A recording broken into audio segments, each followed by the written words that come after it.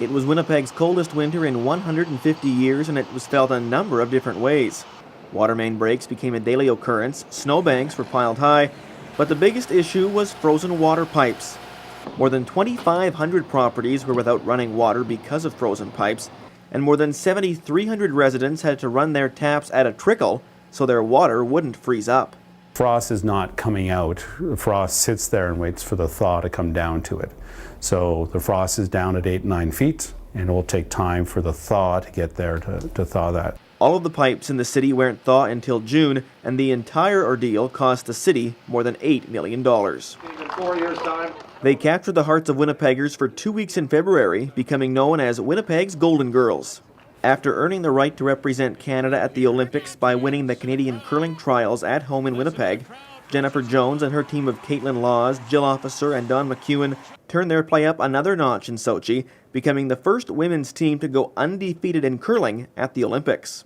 We just talked about how special it was to do it with each other, and that we were going to be Olympic champions for life, and that nobody can take that away from us. And we did it with the people that we care and respect most in the world with, and that makes it even more special.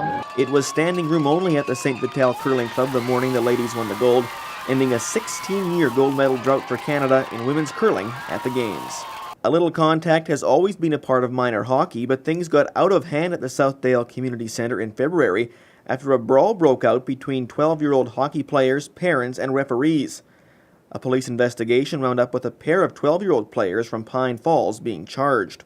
A month later in Stonewall, 2 girls from the Lake Manitoba Eagles were charged after attacking referees during a playoff game.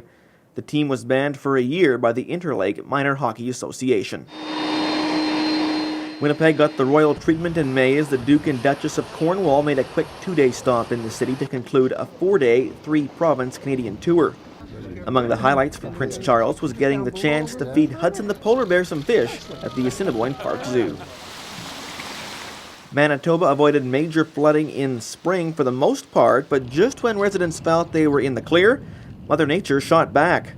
Torrential rains in eastern Saskatchewan and western Manitoba at the end of June caused the Assiniboine River to rise to record levels, causing hundreds of Manitobans out of their homes and prompting a visit from Prime Minister Harper. I want to thank all the workers here and in both provinces who have been doing good work, also our military who are assisting with, particularly with the situation in Portage la Prairie, where we expect the greatest challenges. The high water closed First Street in Brandon for about a month and forced crews to raise the dikes of the Portage diversion.